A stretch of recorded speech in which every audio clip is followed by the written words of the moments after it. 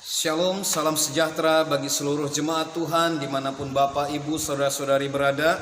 Mari kita akan bersama kembali masuk di dalam renungan pagi hari kita.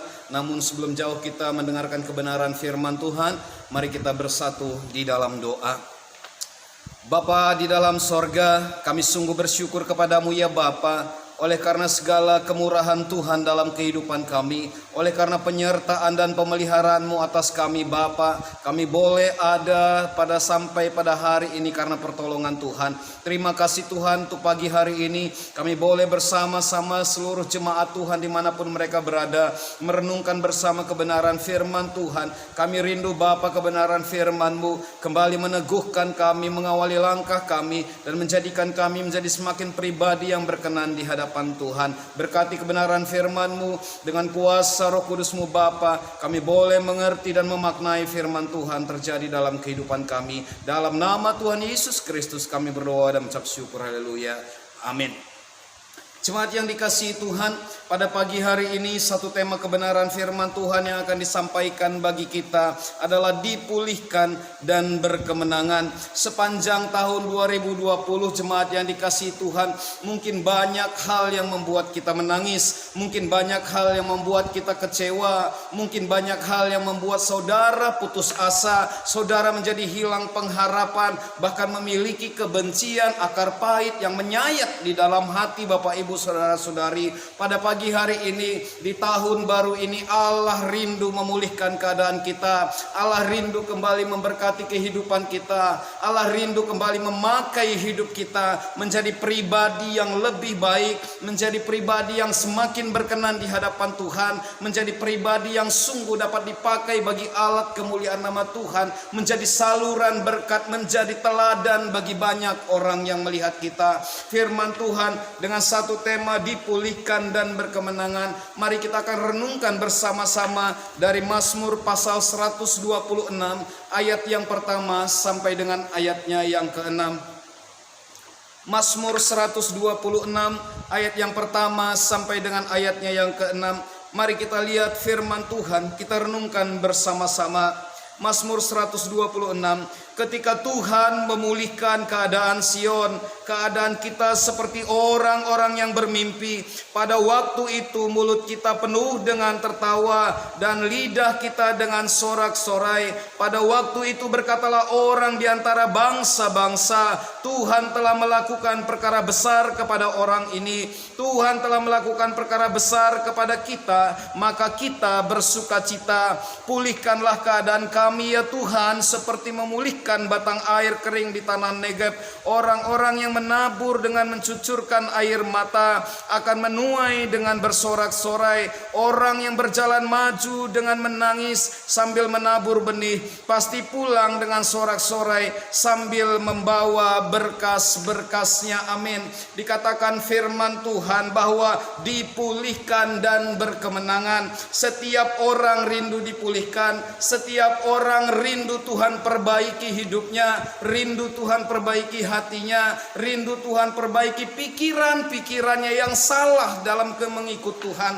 Pertama dikatakan firman Tuhan bagi kita bahwa ayat yang pertama, ketika Tuhan memulihkan keadaan Sion, mulut kita penuh seperti orang-orang yang bermimpi. Sekali lagi dikatakan ketika Tuhan memulihkan keadaan Sion, keadaan kita seperti orang-orang yang bermimpi. Dikatakan saudara, keadaan kita seperti orang yang bermimpi. Sesuatu yang sepertinya tidak mungkin menjadi mungkin, sesuatu yang sepertinya sulit menjadi mudah di dalam Tuhan, sesuatu yang sepertinya sukar menjadi sesuatu yang gampang yang dilakukan oleh Tuhan. Dikatakan ayat yang pertama saudara, bahwa ketika waktu pemulihan dari Tuhan datang, kita seperti orang yang bermimpi. Ketika kita merenungkan bagaimana firman Tuhan ini terjadi bagi kita, bagaimana firman Tuhan ini ditujukan hari ini bagi kita, dikatakan orang yang bermimpi seperti orang yang bermimpi ketika suatu keadaan yang tadinya tidak mengenakan, suatu keadaan yang rasanya tadi tidak menguntungkan, tidak baik dalam hidup kita. Dikatakan bahwa ketika ketika waktu Tuhan datang memulihkan keadaan kita seperti orang yang bermimpi. Sesuatu yang rasanya tidak mungkin terjadi, bisa terjadi. Sesuatu yang rasanya tidak masuk akal, tetapi Tuhan bisa buat menjadi satu kenyataan. Sesuatu yang rasanya sulit, tetapi Tuhan bisa buat itu terjadi dalam kehidupan kita. Yang pertama dikatakan bahwa keadaan kita seperti orang yang bermimpi. Sesuatu dikatakan ada satu perubahan yang luar biasa ketika Allah hadir di dalam kehidupan Bapak, Ibu, Saudari semua. Dikatakan bahwa Allah ketika Dia memulihkan hidup kita, ketika Allah bekerja maksimal dalam kehidupan kita, ketika Allah sungguh hadir merubah segala kehidupan kita, dikatakan keadaan kita seperti orang yang bermimpi. Firman Tuhan ingatkan kita, jangan mengimani keadaan kita saat sekarang ini. Karena keadaan dikatakan pasti akan mengalami perubahan. Bagaimanapun keadaan kita, dikatakan firman Tuhan pasti akan mengalami satu perubahan. Sesuatu yang rasanya tidak mungkin terjadi. Ketika Allah hadir, ketika waktu Tuhan yang baik itu datang kepada kita, ketika waktu Tuhan telah tiba atas kita, sesuatu yang sulit terjadi, sesuatu yang rasanya tidak mungkin terjadi, dapat terjadi dalam kehidupan kita. Bagian ini sungguh-sungguh menguatkan dan meneguhkan iman percaya kita. Kita menunggu waktu Tuhan memulihkan kita. Seperti bangsa Israel dikatakan bahwa ketika Allah hadir bagi mereka, keadaan mereka dipulihkan, keadaan mereka Tuhan rubah. Ketika mereka datang sungguh bertobat di hadapan Tuhan, keadaan mereka sungguh Tuhan rubah kembali. Bukankah keadaan kita juga Tuhan akan ubah ketika kita sungguh-sungguh datang kepada Tuhan? Bukankah keadaan kita juga akan mengalami pemulihan ketika kita sungguh-sungguh berkenan di hadapan Tuhan? Ayat yang kedua dikatakan, pada waktu itu mulut kita penuh dengan tertawa. Orang yang dipulihkan hidupnya, orang yang diselesaikan masalahnya, orang yang hidupnya kembali mendapatkan satu pembaharuan dengan kuasa Tuhan, dikatakan firman Tuhan, pada waktu itu mulut kita penuh dengan tertawa. Amin.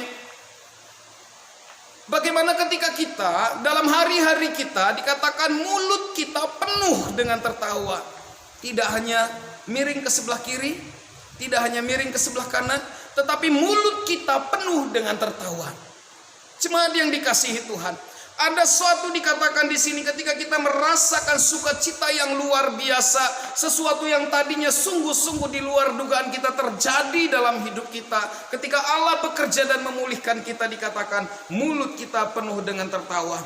Ada sukacita besar melawat setiap pribadi. Ada rasa syukur yang meluap dari dalam hati kita. Ada jiwa yang bergejolak untuk memuji Tuhan ketika Tuhan pulihkan kita. Setiap orang merindukan ini terjadi. Setiap orang merindukan kegirangan-kegirangan terjadi di dalam kehidupannya. Pada waktu itu mulut kita penuh dengan tertawa dan lidah kita dengan sorak-sorai. Amin. Lidah kita penuh dengan sorak-sorai. Semua orang yang dipulihkan hidupnya, semua orang yang hidupnya kembali dirubah menjadi pribadi yang semakin berkenan di hadapan Tuhan, dikatakan lidah kita penuh dengan sorak-sorai. Terjadi satu luapan emosi kegirangan di dalam kehidupan kita dengan pujian-pujian pengagungan kepada Allah. Bagaimana ketika kita beribadah di dalam rumah Tuhan, lidah kita bersorak-sorai. Kita mengatakan bersama-sama, Hosana, Hosana, glory, glory, haleluya, praise the Lord. Kenapa? Karena jiwa yang tertekan Tuhan sudah pulihkan. Pikiran-pikiran yang salah Tuhan sudah ubahkan. Hati yang mengalami banyak kecewaan, kepahitan, kegeraman, kebencian, sakit hati, amarah, Tuhan rubah menjadi sesuatu yang dilembutkan. Kenapa? Karena Allah telah memulihkan kehidupan kita. Jemaat yang dikasihi Tuhan, ketika lidah kita penuh dengan sorak-sorai, yang ada dalam pikiran kita hanya untuk menyenangkan hati Tuhan, hanya untuk hidup menjadi berkat, Tidak ada pemikiran-pemikiran yang untuk membuat orang kecewa, melemahkan orang, mencari hal-hal yang tidak baik, yang tidak berkenan kepada Tuhan. Pikiran yang telah Tuhan rubahkan. Jemaat yang dikasihi Tuhan, ayat yang kedua ini menyatakan, pada waktu Tuhan memulihkan keadaan kita, pada waktu Tuhan memulihkan hati kita, pada waktu Tuhan memulihkan pikiran kita, maka mulut kita akan penuh dengan tawa. Lidah kita penuh dengan sorak-sorai. Inilah yang Tuhan rindukan terjadi dalam setiap hari kita. Inilah yang Tuhan rindukan terjadi di dalam setiap langkah hidup kita. Dipenuhi sukacita, dipenuhi kegirangan, dipenuhi dengan rasa syukur yang meluap kepada Tuhan. Jemaat yang dikasihi Tuhan, rindukan satu pemulihan yang datang daripada Tuhan. Pada ayat yang keempat dikatakan, dengan satu kerendahan hati kita datang kepada Tuhan. Pulihkanlah keadaan kami ya Tuhan, seperti memulihkan batang air kering di tanah Negeb. Pulihkanlah keadaan kami ya Tuhan. Ada satu kerinduan harus timbul pertama dari hati kita, pribadi lepas pribadi. Allah akan memulihkan kita kalau dalam diri kita timbul satu kerinduan untuk dipulihkan oleh Allah. Dipulihkan dari rasa kecewa, dipulihkan dari rasa benci, rasa dendam, rasa sakit hati, akar pahit, tawar hati di dalam diri kita. Kita rindu Allah pulihkan dari pikiran-pikiran negatif, dirubahkan Tuhan, diubahkan Tuhan menjadi satu pemikiran yang selalu penuh dengan ucapan syukur dan puji-pujian. Pulihkanlah keadaan kami ya Tuhan, seperti memulihkan batang air kering di tanah Negeb. Ketika saya merenungkan kebenaran firman Tuhan ini, dikatakan batang air di tanah Negeb. Ketika di sana tidak terjadi turun hujan, maka kemarau itu sangat merusak semua tanah-tanah, sangat merusak semua tanaman-tanaman. Batang airnya seperti retak-retak, tanahnya retak-retak. Dikatakan pulihkan keadaan kami Tuhan, seperti memulihkan batang air kering di tanah Negeb. Hidup gersang. Ada satu kegersangan ketika tidak turun hujan di tanah Negeb. Ada satu kegersangan di hati Bapak Ibu saudara-saudari ketika firman Allah tidak lagi berkuasa dalam kehidupan saudara. Ketika roh Allah tidak lagi bekerja dalam kehidupan saudara. Ada satu kekeringan yang akan membuat kita menjadi pribadi yang lemah, pribadi yang gampang kecewa, putus asa, dan hilang pengharapan dalam kehidupan kita. Hari ini firman Tuhan mengajak kita, mari datang kepada Tuhan. Sebelum Tuhan memulihkan kita, pulihkan dulu diri kita, pribadi lepas pribadi. Pulihkan hati Bapak Ibu saudara-saudari. Di tahun baru ini dikatakan, buang rasa kecewa, buang rasa benci, buang rasa dendam, buang rasa sakit hati, akar pahit. Semuanya itu menjadi benih penyakit yang akan merusak, yang akan membuat hidup kita menjadi kering, yang akan membuat hidup kita tidak bersuka cita, yang akan membuat hidup kita selalu menuntut untuk kita membalas kejahatan dengan kejahatan. Apapun keadaanmu saat sekarang ini, entah saat sekarang ini kita rindu Tuhan pulihkan keluarga kita yang hancur, entah saat sekarang ini kita rindukan Tuhan pulihkan ekonomi kita yang hancur. Entah saat sekarang ini kita rindukan Tuhan memulihkan masa depan anak-anak kita yang mulai hancur. Apapun yang saat sekarang ini ada yang saudara Bapak Ibu rindukan, datang kepada Tuhan dengan rendah hati. Pulihkan keadaan kami ya Tuhan. Bangsa kita juga memerlukan yang namanya pemulihan. Saat sekarang ini di mana terdapat ratap tangis, banyak sakit, banyak yang mengalami kedukaan, banyak yang terpapar virus corona, sakit penyakit yang berbahaya lainnya. Kita merindukan bangsa dan negara kita dipulihkan Tuhan. Kita merindukan keadaan sekeliling kita dipulihkan Tuhan. Tidakkah kita merasa saat sekarang ini dihantui rasa takut, rasa gelisah, melangkah dari rumah, samping rumah kita sudah terpapar virus corona. Di gang dekat rumah kita sudah terpapar virus corona. Rumah sakit penuh dengan orang-orang yang terpapar virus corona. Jemaat yang dikasihi Tuhan, Kita bersama merindukan Allah memulihkan keadaan negeri kita, memulihkan hidup kita, memulihkan keluarga kita, ekonomi kita, masa depan anak-anak kita. Bahkan rumah tangga kita juga yang mungkin mengalami persoalan. Ketika hal ini terjadi dalam hidup kita, firman Tuhan ingatkan kita hari ini. Pulihkan terlebih dahulu hatimu. Pulihkan terlebih dahulu pikiranmu. Sehingga ketika kita berusaha dengan berdoa dan berpuasa memulihkan hidup kita, Roh Allah akan menuntun kita, menguatkan kita, dan memberikan kita kemampuan untuk lepas dari semua hal-hal yang menghalangi pemulihan yang datang daripada Tuhan. Amin. Saya percaya bahwa ketika setiap orang memiliki mobilnya, memiliki mobil yang rusak atau motor yang rusak, AC yang rusak, bahkan rumah yang mengalami kerusakan, kita pasti datang kepada orang yang tepat.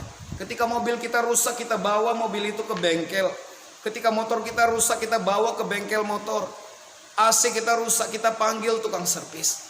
Lalu bagaimana ketika hidup kita yang mengalami kerusakan? Kita tidak bisa membawa hidup kita yang rusak ini datang ke bengkel motor, ke bengkel mobil, ke tempat servis AC. Hanya satu jalan keluarnya, yaitu datang kepada Tuhan. Ayat yang keempat mengatakan, rindukan Tuhan memulihkan keadaan kita saat sekarang ini. Rindukan Tuhan bekerja dengan luar biasa memulihkan keadaan kita saat sekarang ini. Jemaat yang dikasihi Tuhan, ketika Petrus mengalami rasa kecewa di dalam dirinya, karena dia sudah menyangkal Yesus sebanyak 3 kali sebelum Yesus disalibkan. Dia menangis, dia kecewa dengan dirinya sendiri, bahkan dia benci dengan dirinya sendiri. Bahkan dia pergi keluar dan menangisi tentang kehidupannya.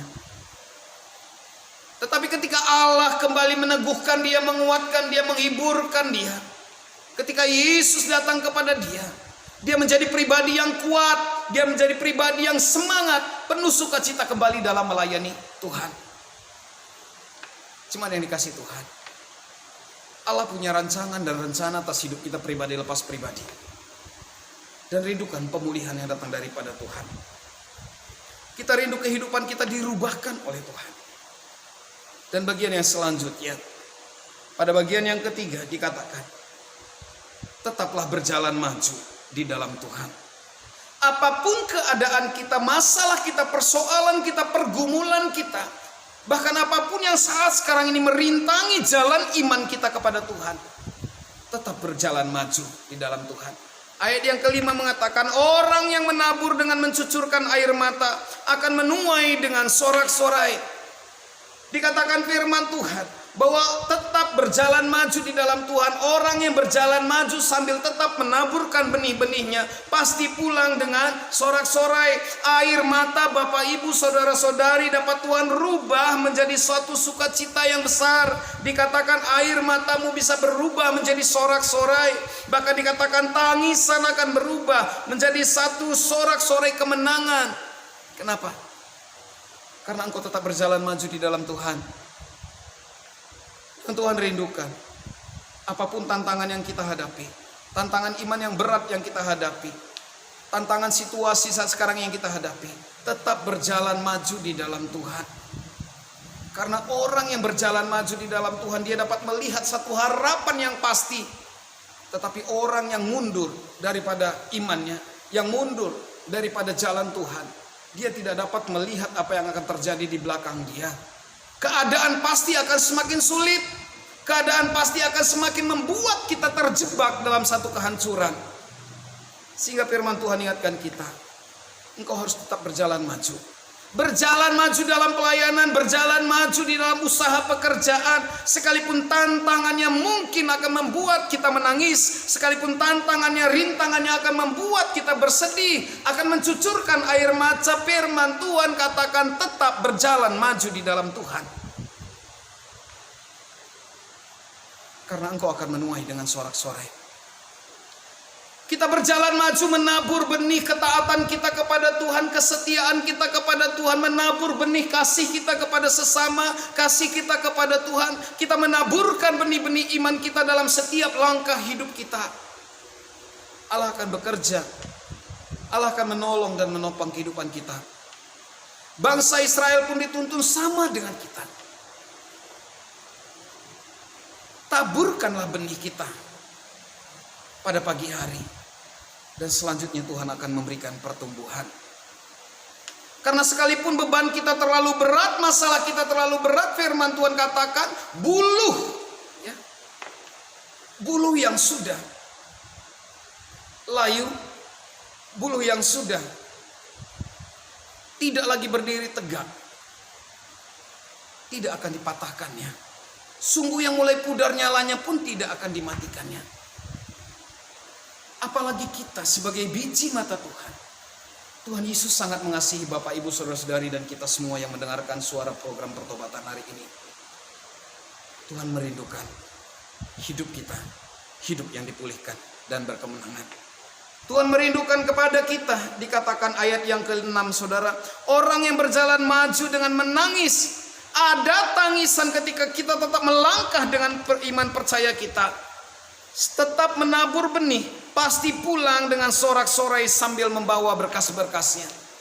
Arti kata berkas-berkasnya, orang yang tetap berjalan maju dengan iman percayanya kepada Tuhan, ada satu keyakinan, ada satu pengharapan, ada satu kepastian janji Allah tertanam di dalam hidup kita. Dikatakan engkau akan pulang dengan membawa berkas-berkasmu. Engkau akan pulang dengan membawa hasil imanmu, hasil pengharapanmu, hasil ketaatanmu, hasil kesetiaanmu di dalam Tuhan.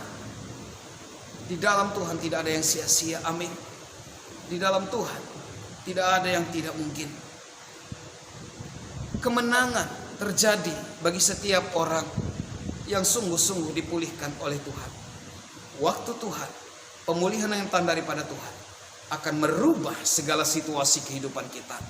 Kita tidak perlu mengimani keadaan kita yang saat sekarang ini mungkin sulit.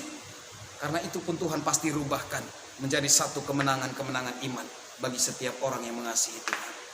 Jemaat yang dikasihi Tuhan, firman Tuhan hari ini bagi kita di pagi hari ini, tetap setia, tetap berjalan maju, tetap taburkan benih-benih, supaya kita pulang membawa berkas-berkas, pulang membawa hasil dari iman percaya kita kepada Tuhan. Tuhan pasti akan merubahkan segala sesuatu dalam kehidupan kita menjadi kemuliaan bagi nama Tuhan. Jika saat ini Bapak Ibu mengalami satu kerinduan hati, Tuhan pulihkan keadaanmu. Entah suami, entah engkau rindu hidupmu semakin baik di hadapan Tuhan, semakin berkenan di hadapan Tuhan. Entah engkau saat sekarang ini merindukan ekonomi mengalami satu perubahan. Mari kita berdoa bersama-sama. Bapa, di dalam nama Tuhan Yesus Kristus, kami bersyukur Bapa bahwa firman-Mu kembali meneguhkan, menguatkan kami. Firman-Mu kembali membawa kami Tuhan Yesus pada satu keteguhan iman, satu keteguhan hati, satu kemenangan-kemenangan yang boleh kami nikmati dalam hidup kami. Terima kasih Bapa, setiap pribadi-pribadi yang saat sekarang ini bergumul tentang suami, tentang ekonomi, tentang sakit penyakit, tentang masalah rumah tangga. Tuhan Yesus, mereka yang mengangkat tangan, mereka yang saat sekarang ini berdoa bersama hamba-Mu, jamah pulihkan keadaannya Tuhan. Sertai setiap langkah kehidupan mereka yang mengalami kesulitan ekonomi, Tuhan tolong. Yang mengalami masalah rumah tangga, Tuhan akan pulihkan rumah tangganya. Yang mengalami sakit penyakit dengan bilur-bilur darah Yesus Kristus, ada kesembuhan terjadi atas mereka ya Bapa. Maka setiap mereka yang memiliki masalah persoalan, Tuhan kiranya hadir menjadi solusi, menjadi jalan keluar atas setiap jemaat Tuhan. Terima kasih Tuhan, berkati program Suara Pertobatan ini Bapa, supaya melalui program Suara Pertobatan ini banyak jiwa-jiwa yang kembali dipulihkan imannya, banyak jiwa-jiwa yang kembali berkemenangan di dalam Tuhan, banyak jiwa-jiwa yang kembali datang kepada Tuhan dengan segenap hati mereka. Biarlah kiranya Bapa, waktu Tuhan datang bagi kami, bagi negeri kami, bagi hidup kami pribadi lepas pribadi, dan waktu itu akan merubah segala keadaan kami untuk mempermuliakan nama Tuhan. Di dalam nama Tuhan Yesus Kristus kami berdoa dan mengucap syukur, haleluya, amin. Terima kasih kepada seluruh jemaat Tuhan. Biarlah kiranya kebenaran firman Tuhan ini mengawali langkah kita hari ini. Tuhan Yesus memberkati kita semuanya. Shalom.